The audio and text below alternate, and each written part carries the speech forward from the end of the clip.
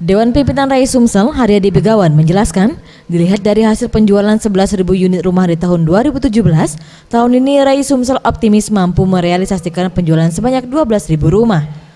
Hingga semester pertama 2018, penjualan rumah di Sumsel sudah mencapai 5.000 unit dan masih didominasi penjualan rumah subsidi. Masih berjalan biasa, mungkin target dicanangkan dari Sumsel 12.000 kita capai di akhir tahun.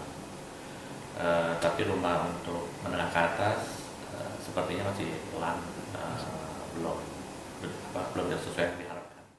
Haryadi juga menambahkan meski di akhir tahun ini tensi politik sudah memanas jelang pemilu 2019, namun tidak berdampak dengan penjualan rumah. Terlebih lagi properti sendiri merupakan salah satu kebutuhan pokok bagi masyarakat. Saat ini sudah banyak developer yang menawarkan perumahan subsidi dengan harga murah, sehingga semua kalangan dapat menjangkau harga dan tidak berpatok pada kondisi politik. Tim Liputan Sriwijaya TV.